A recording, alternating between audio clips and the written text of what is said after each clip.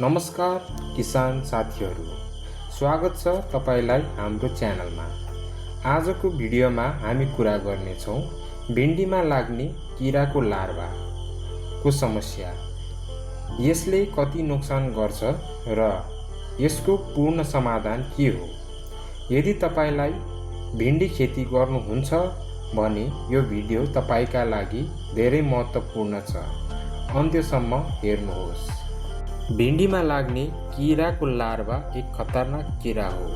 यसले पात खान्छ, फूल बिगार्छ, भिन्डीमा प्वाल पार्छ। यसले गर्दा उत्पादन 50% भन्दा बढी घट्न सक्छ। अब कसरी थाहा पाउने?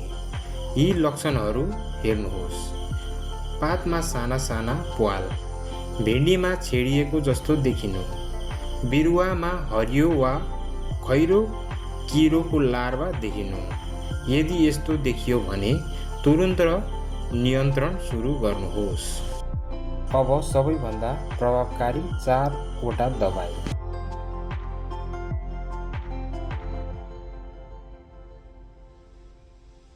प्रयोग गर्ने तरिका: बिहान वा बेलुका छर्कनुहोस्। 7 देखि 10 दिनको अन्तरमा प्रयोग गर्नुहोस्। एउटै औषधि बारम्बार प्रयोग नगर्नुहोस्, रोटेसन गर्नुहोस्। यसले किराको लार्भालाई छिटो नियन्त्रण गर्छ। यदि तपाईँ जैविक खेती गर्नुहुन्छ भने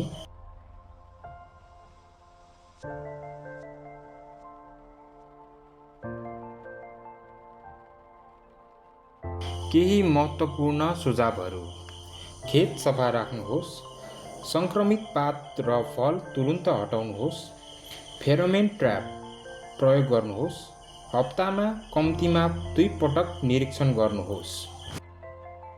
यदि तपाईले यी सबै उपाय सही तरिकाले अपनाउनु भयो भने भिन्डीमा किराको लार्भालाई लगभग 100% नियन्त्रण गर्न सक्नुहुन्छ। यदि भिडियो उपयोगी लाग्यो भने लाइक गर्नुहोस्, सेयर गर्नुहोस् र हाम्रो च्यानल सब्स्क्राइब गर्न नबिर्सिनुहोस्। धन्यवाद।